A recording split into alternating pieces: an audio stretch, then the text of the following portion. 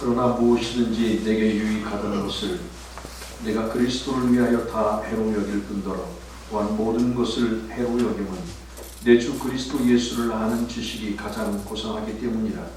내가 그를 위하여 모든 것을 잃어버리고 배설물로 여김은 그리스도를 얻고 그 안에서 발견되려 함이니 내가 가진 의는 율법에서 나는 것이 아니요 오직 그리스도를 믿음으로 말미암은 것이니 곧 믿음으로 하나님께로부터 난 의라. 내가 그리스도와 그 부활의 권능과 그 고난의 참여함을 알고자 하여 그의 죽으심을 본받아 어떻게 해서든지 죽은 자 가운데서 부활에 이르려 하노니 내가 이미 얻었다 함도 아니요 온전히 이루었다 함도 아니라 오직 내가 그리스도 예수께 잡힌 바 된 그것을 잡으려고 달려가노라. 형제들아, 나는 아직 내가 잡은 줄로 여기지 아니하고 오직 한 일, 즉 뒤에 있는 것은 잊어버리고 앞에 있는 것을 잡으려고 푯대를 향하여 그리스도 예수 안에서 하나님이 위에서 부르신 부르심의 상을 위하여 달려가노라. 아멘. 할렐루야. 아멘. 우리 절기상으로는 교회 절기로는 오늘이 첫 주입니다.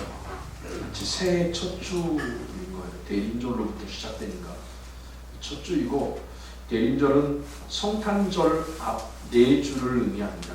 대림절, 대강절, 또 강림절 이렇게 부릅니다. 예수 그리스도의 오심을 준비한다 하는 의미이고, 그래서 색깔로는 흰색을 또 준비하고 또 보라색을 쓰기도 하고 이렇게 준비하는 기간입니다. 저는 이제 다음 주가 오이코스 추총잔치이다 보니까 아마도 설교도 그렇고 그 시간이 지나야 대림절에 맞춰서 모든 예식이 진행되어질 것 같습니다. 미국인들은 식사 예절을 되게 중요하게 여겨요. 우리나라도 마찬가지죠. 우리도 식사 예절을 강조합니다. 근데 식사 예절이라는 게 가정에서 배워야 맞는 거죠. 가정에서 배우고 학교에서 배워야 되는 것이지, 오늘날 다른 사람이 함부로 왜 밥을 먹을 때 그렇게 하냐라고 말하기는 참 어려운 부분들입니다. 근데 그러다 보니까 미국에서는 식사예절을 가정에서 철저히 가르치는데, 그럴 때 식사예절에서 중요한 것 3가지가 있어요. 첫 번째는 소리 내지 않는다. 음식 먹을 때 소리 내지 않는다. 오늘날 이 유튜버들이 먹방을 하면서 소리를 내잖아요. 면치기, 이런 후루룩 면치기하고 하는 건데 예의에는 안 맞는 거죠. 오늘날 우리나라도 마찬가지입니다. 우리나라 옛날 예절에도 맞지 않는 것이죠. 소리를 내지 않도록 하고, 음료를 마셔도 빨대로 마실 때 후루룩 소리가 나지 않도록 하는 게 일반적인 예의이고요. 두 번째 예의는 음식을 어떤 뭔가를 다른 것을 집을 때 다른 사람 음식 위를 통과하지 않습니다. 예를 들어서 저쪽에 후추가 소금이 있는데 이렇게 해서 다른 사람 음식의 위를 통과하지 않습니다. 내 손이. 이게 철저히 원칙이죠. 그럼 어떻게 하느냐? 달라고 하는 거죠. 소금 좀 주십시오. 설탕 좀 주십시오. 이렇게 달라고 하는 거지 절대로 손을 다른 사람 위를 통과하지 않습니다. 이 문제는 우리나라 음식하고는 좀 다르죠. 우리나라는 개인에게 덜어먹는 방식이 아니라 반찬을 많이 갖다 놓고 먹다 보니까 어쩔 수 없이 있어서 닿는 경우가 있지만, 그러나 미국인들은 철저히 다른 사람 음식 위에 내 손이 지나가지 않도록 하는 예절이고, 세 번째는 팁 문화입니다. 팁을 주죠. 밖에 나가서 외식을 할 때 이럴 때는 팁을 항상 주게 되어 있습니다. 이 팁을 주는 것은 나올 때 팁을 남기고 오면 어떠냐면 그 서비스에 내가 만족했습니다 하는 의미이죠. 보통은 팁을 10%, 15%를 준다고 그래요. 상당히 많이 주죠. 그런데 오늘날 이제 현금 시대 때는 이게 좀 쉬웠는데 오늘날 다 카드 계산을 하잖아요. 그럼 어떻게 팁을 주느냐? 따로 현금으로 주든 안 그러면 카드 결제할 때 메모를 남기는 거예요. 팁 얼마를 같이 계산해 주십시오. 이렇게 하는 거예요. 그럼 그 팁은 그 서비스하는 사람에게 돌아가는 겁니다.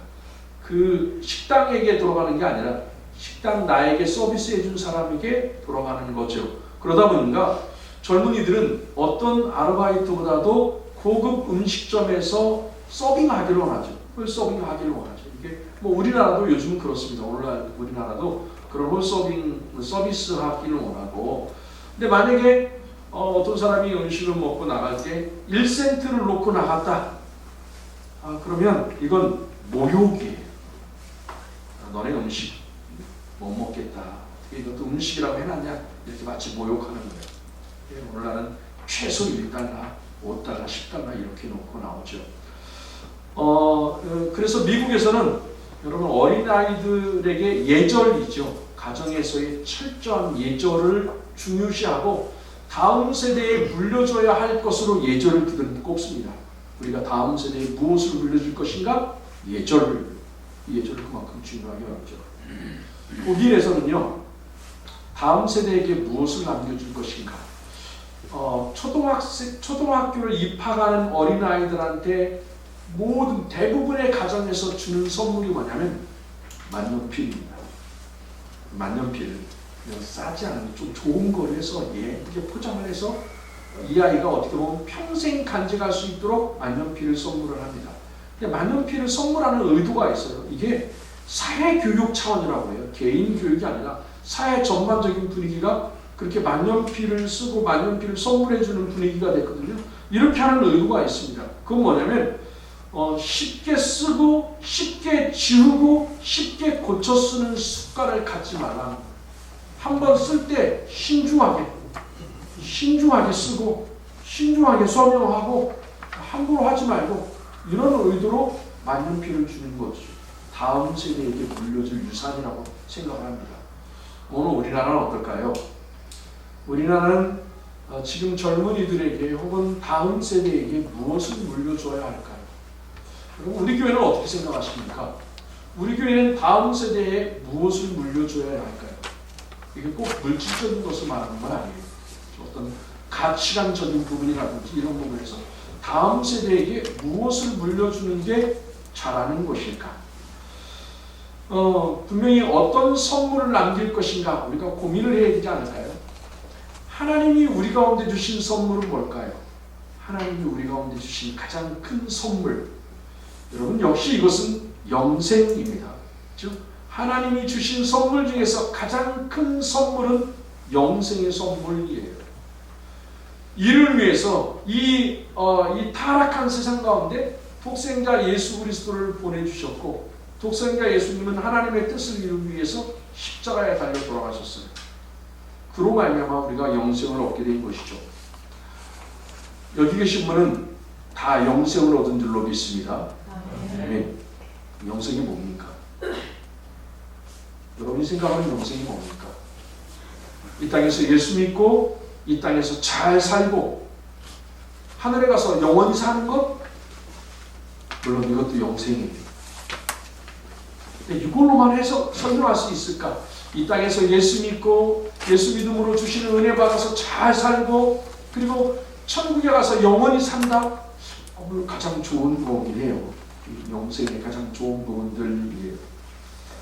오늘 본문 말씀은 사도 바울의 위대한 인생 선언문 혹은 사명 선언문, 사도 바울 인생의 목표가 무엇인가 하는 것이고, 아니 저는 오늘 우리 모두가 해야 할 인생 사명 선언문, 우리의 목표도 여기에 있다고 생각되어집니다. 하나님이 위에서 부르신 부름의 상을 바라보고 달려가겠다, 푯대를 향하여 내가 달려간다, 사도 바울이 그렇게 말을 합니다. 부름의 상이라는 게 뭘까요? 부름의 상. 이 말은 문자적으로 보면 그렇죠. 부르신 분이 주시는 상. 즉 부르신 분. 우리를 부르신 분이 누굽니까? 하나님이에요. 하나님이 우리를 불러주셨어요. 그렇게 우리를 불러주셨는데 부름받은 자, 어떤 부름받은 자에게 상을 준다는 겁니까? 믿음을 지키고 사명을 다한 자에게 하늘의 멸루관을 주시는 거예요. 이게 부름의 상이죠. 사도 바울은 그 부름의 상을 위하여 내가 달려간다 하고 말하였어요. 그런데 오늘 본문 말씀을 좀 더 깊이 들어가 보면, 아니 조금만 더 깊이 들어가 보면 더 중요한 의미가 있음을 우리가 알게 돼요. 예배에 들어오기 전에 저희 집사람하고 잠깐 성경 읽은 걸 가지고 나눴어요. 저희 집사람이 그러더라고요. 성경을 읽으면 읽을 때마다 은혜가 된대. 읽을 때마다 은혜가 되고 읽을 때마다 성경이 다르다. 여러분 어떻게 생각하십니까? 성경이 아니 뭐 성경 지난번에 읽었던 성경하고 이번 읽는 성경이 다릅니까? 그런데 다른 것 같죠? 이건 느껴보신 분만 알아요. 다른 것 같아요. 이런 말씀이 여기 있었어? 이런 게 여기 있었어? 그때는 몰랐어요. 근데 성경을 읽을 때마다 그런 재미가 있어요. 그래서 성경을 또 읽을 수 있는 거예요. 지난 거라고 똑같으면 재미없을 거예요. 이번 읽을 때하고 저번 읽을 때하고 성경이 너무 달라요. 이런 말씀이 있어서 저는 제가 그냥 읽을 때하고 설교를 준비할 때하고 너무 달라요. 야, 성경에 이런 말씀이 있어서 모르던 말씀들이 다가오는 거예요. 알게 되는 거예요. 여러분 저는 오늘 본문 말씀도 그렇다고 생각합니다. 오늘 본문 말씀을 그냥 읽었을 때와 한 걸음 더 깊이 들어가 보면 너무 달라요. 이 성경이 의미하는 바가. 한번 10절 12절 말씀을 한번 보십시오. 10절 12절 말씀 한번 같이 읽어보겠습니다. 내가 그리스도와 그 부활의 권능과 그 고난의 참여함을 알고자 하여 그의 죽으심을 본받아 어떻게 해서든지 죽은 자 가운데서 부활에 이르려 하노니 내가 이미 얻었다 함도 아니요 온전히 이루었다 함도 아니라 오직 내가 그리스도 예수께 잡힌 바 된 그것을 잡으려고 달려가노라. 아멘. 이 말씀을 새 번역으로 읽어보면 그냥 확 와닿습니다. 더 쉽게. 한번 새 번역을 보십시오. 제가 읽어드릴게요. 내가 바라는 것은 바울이에요. 바울이 바라는 것은 그리스도를 알고 그분의 부활의 능력을 깨닫고 그분의 고난에 동참하여 그분의 죽으심을 본받는 것입니다. 사도 바울이 소원하는 바예요. 내가 예수님을 알고 부활의 권능이 무엇인지를 알았어요. 여러분 부활의 권능이 무엇인지를 모르면 그리스도의 고난과 죽음에 동참 못합니다. 부활의 권능을 알기에 고난에 참여할 수 있어요. 그 부활의 능력, 부활의 은혜를 알면 우리가 고난이 두렵지 않고 죽음이 두렵지 않습니다. 사도 바울은 그걸 알았어요. 그래서 부활의 능력을 깨닫고 고난에 동참하고 그분의 죽으심을 본받는 것, 그리하여 나는 어떻게 해서든지 죽은 사람들 가운데서 살아나는 부활에 이르고 싶습니다. 한마디로 말하면 바울이 자기 인생의 목표를 지금 말한 거거든요. 내 인생의 목표가 무엇인가? 저는 주님의 고난에 동참하고 싶습니다. 주님의 부활에 저도 이루고 싶습니다. 한마디로 말하면 이런 거예요. 예수님처럼 살고 싶습니다. 예수님처럼 죽고 예수님처럼 살고 예수님처럼 부활하고 싶습니다. 예수님의 그 영광의 자리에 나도 이루고 싶습니다. 한마디로 말하면 저는 오늘 제목을 그래서 이렇게 나왔어요. 예수님처럼 살고 싶습니다. 사도 바울이 이 말씀을 통해서 저는 예수님처럼 살고 싶습니다. 이 부분에 나는 완전하지 못하지만 내가 이 일을 위해서 끝까지 달려가겠습니다. 예수님처럼 살고 싶습니다. 고백하는 거예요. 예수님처럼 믿고 예수님처럼 사랑하고 예수님처럼 섬기고 예수님처럼 복음을 증거하고 이렇게 예수님처럼 살고 싶습니다 라고 고백하는 거예요. 여러분 예수님처럼 사는 게 영생이에요. 가장 큰 은혜예요. 그리고 오늘날 얼마 동안 예수 믿었더니 하나님이 물질적인 복을 부어주시더라. 이게 은혜가 아니라 예수님을 닮아가는 것, 예수님처럼 사는 것, 예수님처럼 사명을 감당하는 것, 그래서 예수 그리스도의 부활의 영광에 나도 이르게 되는 것, 이게 영생이에요. 이게 여러분 가장 중요한, 오늘 신앙생활하면서 가장 중요한 것입니다. 최고의 선물이에요. 왜 그렇습니까? 여러분 왜 예수님처럼 사는 게 가장 큰 복입니까? 가장 큰 선물입니까? 우리 찬양 가운데 이런 찬양이 있어요. 예수 안에 생명이 있네. 그죠? 예수 안에 생명이 있어요. 예수 안에 생명이 있고 예수 안에 복이 있고 예수 안에 은혜가 있기에 예수님처럼 살 때 그 은혜, 그 축복이 우리 가운데 내려오는 거거든요. 그게 곧 영생이고 그 부활의 영광에 이르는 것이고 그리고 하늘나라에서 멸류관을 얻게 되는 방법인 거예요. 이것을 바울과 같은 사도들에게만 주어진 은혜인가? 아니에요. 여러분 예수님이 오늘 우리를 그분의 삶으로 부르셨어요. 할렐루야. 예수님처럼 살라고 우리를 부르신 거예요.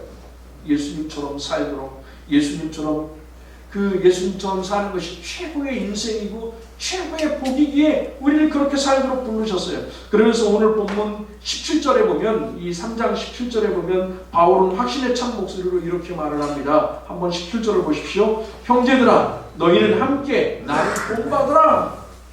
예수님처럼 사는 것이 우리 인생의 최고이고 가장 복된 길이기에 나와 함께 예수님을 본받자 하고 사도 바울이 권면하는 거예요. 그러면서 그렇게 예수님처럼 사는 삶이라고 하는 게 어떻게 사는 것인가? 그냥 교회 다니면 되는 것인가? 하고 오늘 본문 말씀에 특별히 단어 여기다라고 하는 단어예요. 여기다라고 하는 말을 4번을 쓰면서 예수님을 닮는 것, 예수님처럼 사는 것이 무엇인지를 잘 보여주는 말씀이에요. 근데 여기 여긴다라고 하는 이 말은요, 원래 헬라어에서는 계산한다는 말이에요. 계산해 보아라. 한번 셈을 해 보아라. 이것을 4번이나 쓰면서 어떤 것이 예수님을 닮아가는 것이고 예수님처럼 사는 것인지 보여줬어요. 먼저는 7절 8절 말씀을 보십시오. 7절 8절 우리 같이 읽어보겠습니다. 그러나 무엇이든지 내게 유익하던 것을 내가 그리스도를 위하여 다 해로 여길 뿐더러 또한 모든 것을 해로 여김은 내 주 그리스도 예수를 아는 지식이 가장 고상하기 때문이라. 내가 그를 위하여 모든 것을 잃어버리고 배설물로 여김은 그리스도를 얻고. 아멘. 여기 보니까 7절에서도 해로 여긴다, 여길 뿐더러 또 모든 것을 해로 여김은 이라고 했고, 또 마지막 부분에 보니까 배설물로 여긴다 이렇게 말을 했어요. 여기서 말하는 건 한마디로 이런 거예요. 과거에 내게 유익되고 좋았던 것이라고 생각하던 것을 배설물로 여기겠다 이런 말이에요. 왜요? 왜 그렇게 하겠다는 겁니까? 예수님처럼 살고 싶어서, 예수처럼 살고 예수님처럼 죽고 싶어서, 예수님을 믿는 것, 예수님처럼 사는 게 너무나 귀해서, 너무나 가치 있고 너무나 소중하기에 다른 것은 다 내려놓고 잃어버리겠다. 여기 해라고 하는, 해로 여긴다고 할 때 이 해는요, 손상, 손실, 손해라고 하는 말입니다. 그러니까 이전에 자랑스럽게 여겼던 것들을 지금은 다 해로 손실되는 것으로 여긴다 하는 의미예요. 그러면서 자기가 그렇게 해로 여기는 게 무엇인지 이 앞에, 오늘 본문 앞에 5절 6절 말씀에 보면 이런 내용들이 있어요. 한번 보십시오. 5절 6절. 나는 8일 만에 할례를 받고 이스라엘 족속이요 베냐민 지파요 히브리인 중에 히브리인이요 율법으로는 바리새인이요 열심으로는 교회를 박해하고 율법의 의로는 흠이 없는 자라. 여기서 말하는 게 일단 종교적인 혈통. 내가 신앙의 명문 가문에서 태어났어. 이걸 강조하는 거예요. 종교적인 열심. 내가 얼마나 열심히 했는데. 예수 그리스도 믿는 자들 다 핍박하고 잡아 죽일 정도로 난 열심히 믿었어. 율법, 신앙, 이게 자기 의, 나는 이래서 의로운 자다라고 고백했다는 거예요. 전에는 이런 것들이 너무 소중하고 이런 것을 자랑하면서 살았어요. 그런데 예수님을 만나고 보니까, 예수님을 만나고서 예수님처럼 살고 예수님처럼 살고 싶어서 계산을 해보았더니, 계산을 한 거예요. 계산을 해봤더니 그게 유익이 아니라 손해가 되더라, 이 말이에요. 자신의 외적인 조건들이, 여러분, 내가 하나님을 닮아 예수님을 닮아가고 바른 신앙을 하는 데 있어 유익이 아니라 손해가 된다고 한다면, 그럼 여러분 그럼 어떻게 해야 되겠습니까? 과감히 버려야 되지 않을까요? 버려야 되는 거죠. 그래서 사도 바울은 배설물로 여기고 과감하게 버렸습니다. 우리는 어떻습니까? 오늘 말씀을 통해서 한번 자신을 계산해 보십시오. 나는 손해가 되는 것을, 예수 그리스도처럼 살고 예수님을 닮아가고 하나님을 위해서 살아가는 데 있어서 손해가 되는 것을 아직도 소중하게 붙들고 있는 것은 아닌지, 아직도 품에 배설물을 품에 품고 있는 건 아닌지. 여기서 배설물은 배설물이기도 하고 쓰레기를 의미하기도 합니다. 여러분, 쓰레기를 품는 사람은 없잖아요. 빨리 버리고 싶은 것이죠. 그렇게 쓰레기를 품고 있지는 않은지, 어리석은 족보신앙에 매여 있는 건 아닌지, 종교적인 열심이 자기 의로움이 대해서 내 의로움을 내세우고 있는 것은 아닌지, 그러다 보니까 어떻습니까? 신앙생활이 구원의 기쁨, 영생의 기쁨, 감사함 이런 게 사라지고 있는 것이죠. 한번 우리도 바울처럼 계산해 볼 필요가 있어요. 내가 지금 내세우고 있는 것, 내가 자랑하는 것, 내가 만족해야 하는 것, 과연 이게 정말 내가 예수님을 닮아가는 데 있어서 유익함을 주는가? 아니면 손해를 끼치는 것인가? 거룩한 계산을 해보아야 되고, 그 거룩한 계산하면서 십자가 앞에 그걸 다 버릴 수 있어야 되는 것이죠. 우리가 이렇게 해야 할 이유가 뭘까? 사도 바울은 이렇게 말했습니다. 8절에 보니까 또한 모든 것을 해로 여기면 내 주 그리스도 예수를 아는 지식이 가장 고상하기 때문이다. 그리스도를 아는 지식이 가장 탁월하다, 가장 가치 있다, 가장 근본적이다. 여러분 그렇게 믿으십니까? 예수님을 알고 예수님을 믿는 것이 가장 가치 있는 것이라고 믿으십니까? 이게 가장 소중한 거라고 생각하십니까? 다른 모든 건 다 잃어버릴지라도 내가 이것만은 놓칠 수 없다, 이렇게 생각하는 게 예수 그리스도 믿는 것입니까? 그렇게 생각한다면 여러분 바르게 믿고 있는 것이죠. 그리스도를 얻고 그 안에서 발견되기 위하여.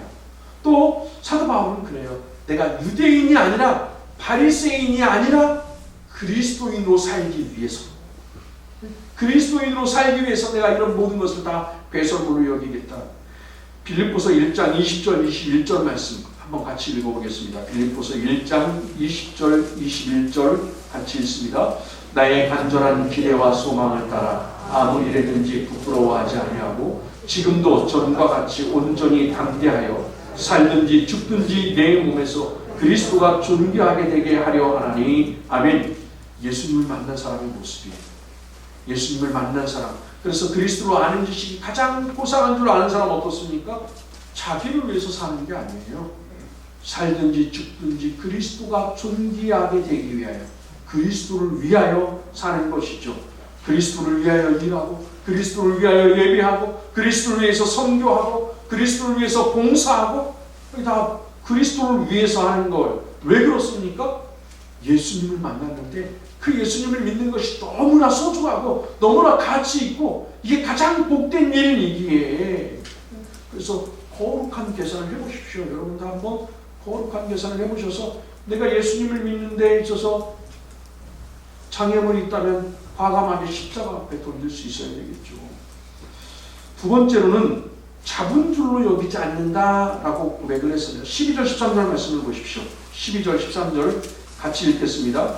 내가 이미 얻었다 함도 아니요 온전히 이루었다 함도 아니라 오직 내가 그리스도 예수께 잡힌 바 된 그것을 잡으려고 달려가노라. 형제들아, 나는 아직 내가 잡은 줄로 여기지 아니하고 오직 한 일, 즉 뒤에 있는 것은 잊어버리고 앞에 있는 것을 잡으려고. 아멘. 여기 보니까 이미 얻었다고 온전히 이루었다고도 생각하지 않는다, 이렇게 말을 했어요.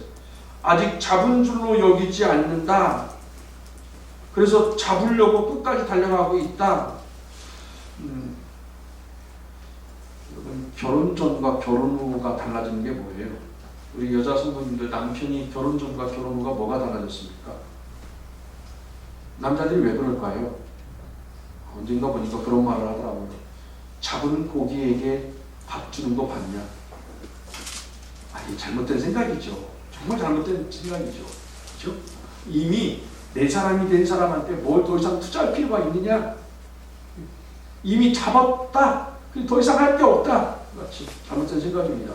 사도 바울은 어떻게 생각한 거냐면, 나는 아직 잡은 게 없다.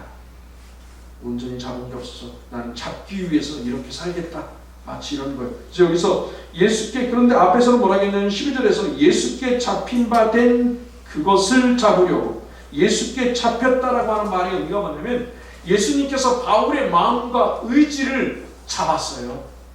예수님께 붙들렸어요. 예수님이 통치하시는 사람이 됐어요. 여러분, 이게 오늘 예수 믿는 사람이잖아요. 오늘 우리는 어떻습니까? 오늘 여기 계신 분은 예수님께 붙들려서 여기 온 거예요. 그렇죠? 내가 예수님을 끌고 온 게 아니라 예수님께 붙들려서 여기 와 앉아 있어야 맞아요. 우리는 예수님께 붙들려서 예수 그리스도의 말씀에 다스림을 받는 사람들이 예수님께 잡힌 바 된 그것이고, 예수의 집의 영향력 아래에 있다는 의미겠죠. 그런데 13절 말씀에서는 내가 나는 아직 내가 잡은 줄로 여기지 아니하고 그랬어요. 그러니까 그리스도에 의해서 이미 구원받고 하나님의 자녀가 됐는데 아직 그 부름의 상을 받은 건 아니에요. 영광의 부활에 이른 건 아니에요. 그래서 그 영광의 부활에 이르고 그 부르심의 상을 바라보고 푯대를 향하여 내가 계속해서 달려가겠다 하고 고백하는 거거든요. 그러니까 아직 사명을 온전히 이루지 못한 거예요. 부활에 온전히 이룬 것도 아니고 사명을 온전히 이룬 것도 아니다. 그러니 아직 완성되지 않은 그것을 붙들려고 내가 계속해서 매진하겠다는 거예요. 여러분 사도 바울이 이 말씀을 할 때가 옥에 갇혔을 때입니다.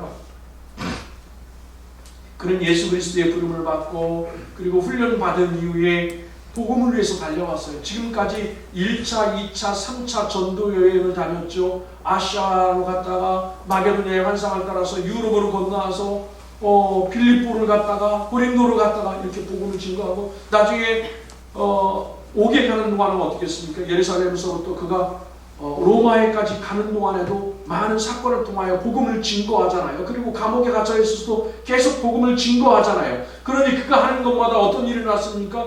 예수 믿는 사람들이 늘어나기 시작하고 많은 핍박이 있었지만 교회가 세워지고 하나님 나라가 확장되어지는 놀라운 일들이 벌어졌잖아요. 아니 이 정도 했으면 자랑스러운 거 아닙니까? 예수님 못해서가 아니라 예수님도 이렇게 하시진 않았잖아요. 예수님은 갈릴리, 유대 요 부분에서만 그 이스라엘 내에서만 거의 사역을 하셨지 예수님이 땅끝까지 가서 복음을 증거하고 교회를 세우고 이런 일을 했습니까?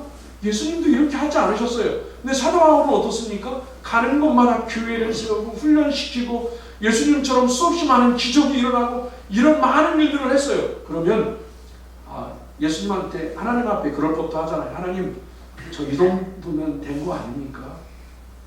하나님 이 정도면 저 고난도 받을 만큼 받고 정말 예수님을 위해서 교회를 위해서 저 이 정도로 했으니 하나님 저 좀 인정해주고 이렇게 좀 내세울 만 하지 않습니까? 이렇게 할 만도 하잖아요. 즉 사도 바울처럼 한 사람이 없으니 이렇게 할 만도 하잖아요. 그런데 사도 바울은 그런 그것을 셈을 해보니까 그렇게 해서는 안 되겠다는 거예요. 내가 하나님을 위해서 자기를 위해서 한 게 아니에요. 하나님을 위해서 교회를 세우기 위해서 여러분 얼마나 많은 노력을 했습니까? 그런데 내가 이것을 내세우게 되어지면 예수 그리스도처럼 사는 게 아니더라는 얘기예요. 그래서 그런 것을 다 어떻게 합니까? 해로 여기겠다. 그리고 주님처럼 영광의 부활에 이를 때까지 계속해서 달려가겠다라는 거예요. 이거 사도 바울은 지금까지 달려온 것도 중요해요. 그런데 여러분 여기서 끝나는 게 아니잖아요. 오늘 우리도 어떻습니까? 지금까지 달려온 거 여러분 잘하셨습니다. 잘 달려오셨습니다. 그러나 오늘 이후에도 계속해서 달려야 되잖아요. 주님이 부르실 그때까지 우리가 달려가야 되는 거 아닙니까? 사명을 이룰 때까지 달려가야 되는 거잖아요. 오늘 우리도 분명히 예수님께 붙들린 자입니다. 여기 계신 분들 분명히 예수 그리스도께 붙들린 자가 되어야 합니다. 그리고 하나님을 경외하고 하나님의 교회를 세우기 위해서 지금까지 달려오셨어요. 잘하셨습니다. 하나님이 기억해 주실 거예요. 하나님이 꼭 기억해 주시고 하늘나라에서 꼭 상급으로 갚아주시고 또 이 땅에서도 마찬가지죠. 자녀들에게도 갚아주시고 하나님이 이렇게 해주실 줄로 믿습니다. 그러나 자만하지 마십시오. 절대로 자만하지 마십시오. 사도 바울이 이렇게 말하는데 절대로 자만하지 말아라. 다 한 것 같지만 아니다. 내가 한 것 같지만 주님이 하신 것이다. 내가 하는 게 아무것도 없다. 그러니 나를 내세울 게 없는 거예요. 그러면서 아직 해야 할 일이 있다는 거예요. 여러분 우리에게도 해야 할 일이 있어요. 그래서 주님이 오늘 우리 가운데 남겨주셨습니다. 새벽에 출애굽기 강해를 하고 있습니다. 출애굽기 강해하던 말씀 가운데 한 가지 말씀을 좀 나누려고 해요. 출애굽기 29장 19절 20절 말씀을 보십시오. 출애굽기 29장 19절 20절 말씀 같이 읽어보겠습니다. 너는 다른 순양을 택하고 아론과 그 아들들은 그 순양의 머리 위에 안수할지며 너는 그 순양을 잡고 그것의 피를 가져다가 아론의 오른쪽 깃뿌리와 그의 아들들의 오른쪽 깃뿌리에 바르고 그 오른손 엄지와 오른쪽 엄지에 바르고 그 피를 제단 주위에 뿌리고 아멘. 이게 처음 제사장을 세울 때 위임식을 보여주는 거예요. 제사장으로 기름 붓고 구별되게 세우는 예식입니다. 그런데 이 말씀 가운데 20절에 보면 순양의 피 일부를 아론과 그 아들들의 깃뿌리거든요. 깃뿌리, 오른쪽 깃뿌리, 오른손 엄지 끝부분, 오른발 엄지 끝부분에다가 피를 바르랍니다. 왜? 머리 위에 기름을 부었거든요. 머리 위에 여러분 기름을 붓습니다. 실제 기름을 부어요. 기름을 부어서 제사장으로 세워요. 그런데 피를 오른쪽 깃뿌리에, 아니 머리에 바르는 것도 아니고 오른쪽 귀에다, 엄지 손끝, 엄지 발. 왜 이렇게 하는 걸까요? 도대체 이유가 뭘까요? 저는 크게는 두 가지라고 봅니다. 한 가지는 번제단을 구별할 때의 모습이에요. 번제단으로 사용하기 위해서 구별할 때 쓰는 방법이 뭐냐면, 번제단에 뿔 부분이 있는데 번제단 끝부분에 뿔이 이렇게 있단 말입니다. 이 뿔에다가 피를 바릅니다. 그 피를 바르면 어떻게 되느냐면, 지금부터 이것은 거룩한 제단이다. 거룩한 제단으로 구별할 때 피를 바릅니다.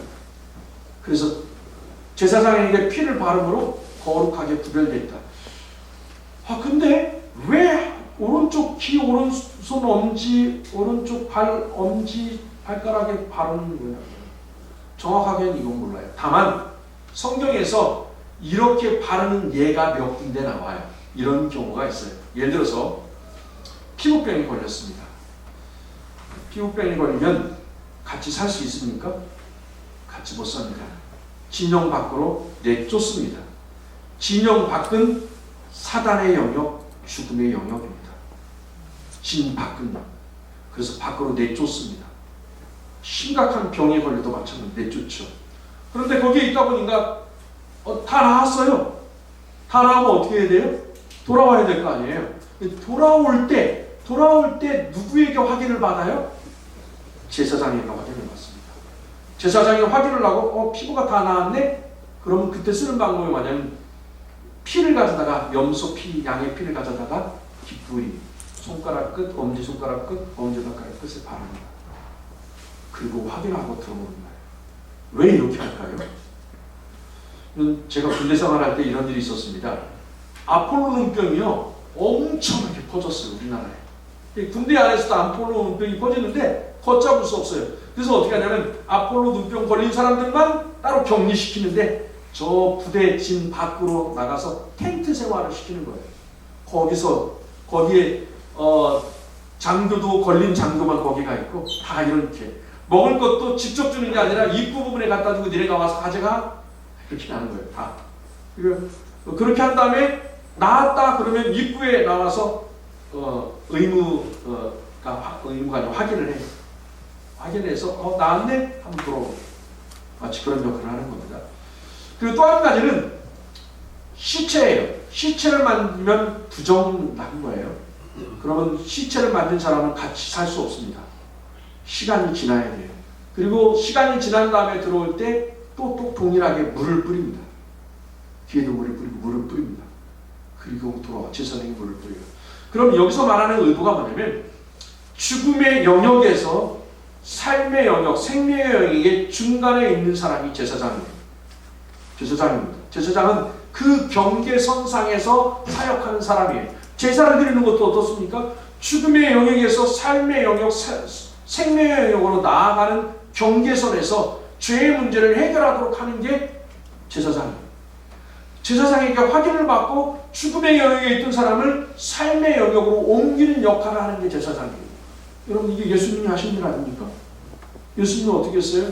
사단의 영역, 죽음의 영역, 죄의 영역에 있던 우리를 생명의 영역으로 옮기기 위해서 십자가에 달려 들어가시고, 그 들어올 때 어떻게 하는 거예요? 우리 가운데 보혈로 덮으시는 거예요. 십자가의 보혈로 덮어서 우리를 정결하게 해주셔서 생명의 영으로 옮기는 거예요. 그 예수님께서 우리에게 예수님처럼 살라고 말씀하시고 우리를 향하여 거룩한 제사장, 왕같은 제사장으로 삼으셨어요. 그럼 우리가 해야 할 일이 뭡니까? 동일한 일입니다. 여러분, 오이코스를 작정하고 초청을 한다, 이 자리에 오게 한다, 가볍게 생각하지 마십시오. 우리가 하는 일이 뭐예요? 죽음의 영역에 있던 사람을 생명의 영으로 옮기려고 하는 거예요. 돌아온 주일날이요, 우리 교회에서 역대급으로 환영을 하려고 해요. 외부 강사도 불러오고, 뷔페도 그동안 했던 뷔페와는 비교할 수 없을 정도로 제일 많은 돈을 주고 뷔페를 부르고, 선물도 우리 전체 성도를 주는 거 있고 오이코스에게 주는 선물 다르고 4만 원씩 들어가요. 그날 대략 4만 원. 되게 큰 돈입니다. 우리 교회에서 여러분 한 주에 2만 원 돈을 드린다는 게. 근데 이렇게 하는 이유가 뭐예요? 그들을 죽음의 영역에서 생명의 영역으로 옮겨쓰고 싶은 거예요. 그냥 한 번 와서 말씀 들어보십시오. 우리 맛있는 거 준비하고 선물 준비했습니다. 한 번 오십시오. 그래서 하는 게 아니라고요. 죽음의 영역에 있던 그들을 생명의 영역으로 옮기고 싶은 거예요. 그 일을 위해서 우리를 부르셨습니다. 그게 우리의 사명이고 사도 바울의 사명이고, 사도 바울은 이 일을 위해서 내가 끝까지 달려가겠다라고 결단하는 거예요. 여러분, 그러면서 여기 여긴다고 하는 말과 달려간다는 말이 계속 연결되어지는데, 달려간다고 하는 말은요, 전해 성경에 보면 쫓아간다라고 되어 있고, 이게 추적한다, 만족하지 않는다, 절대 포기하지 않겠다, 이런 의미를 가지고 있습니다. 그러니까 이 말의 의미는 뭐냐면, 지금까지 한 일에 내가 만족하지 않겠습니다. 사도 바울이 그런 의미예요. 오늘 우리도 그래야죠. 제가 지금까지 한 일에 만족하지 않겠습니다. 그리고 영생을 취할 때까지, 사명을 이룰 때까지 포기하지 않고 끝까지 달려가겠습니다. 그런 결단이 있어야 되지 않을까요? 여러분, 우리가 오이코스 전도 축제 10주 동안 잘 달려왔습니다. 힘들죠. 이 일을 계속 한다는 게 힘들어요. 그런데 하나님, 내가 여기에 만족하지 않겠습니다. 그 사람을 우리 교회로 데려오고, 그 사람에게 복음이 들어가게 만들고, 그 사람이 예수 믿게 만들고, 끝까지 그 영혼을 책임지겠습니다. 포기하지 않겠습니다. 그런 각오가 오늘 우리 가운데 있어야 되지 않을까요? 왜? 그렇게 사는 게 가장 복된 삶이에요. 그게 최고의 선물이기 때문이에요. 그러면서 이렇게 달려가기 위해서 사도 바울은 계산을 해보니까 뒤의 것들, 이 과거의 것들, 이 기억이 내 앞으로 침고를 막도를 해서는 안 되겠다. 내가 하나님께로 달려가는데, 부름의 상을 향하여 달려가는데 과거의 것이 나를 물어 늘어지지 않도록 해야 되겠다는 것이죠. 아니, 물론 우리 큰일을 했습니다. 사도 바울 얼마나 대단한 일을 했습니까? 큰일 했습니다. 박수 받고 영광 받을만 합니다. 근데 사도 바울은 그걸 다 어떻게 했어요? 다 내려놓고, 다 이룬 것 같지만 내게 하는 거 아니에요. 그럼 다 내려놓고, 다 잊어버리고, 다 잊어버리고, 내가 한 과거들. 그래야 내가 온전히 달려갈 수 있습니다. 지금 사도 바울의 모습인 거죠. 성도 여러분, 어떻습니까? 지금 잘 달리고 있습니까?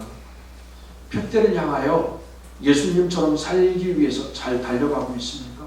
부름의 상을 향하여 잘 달려가고 있습니까?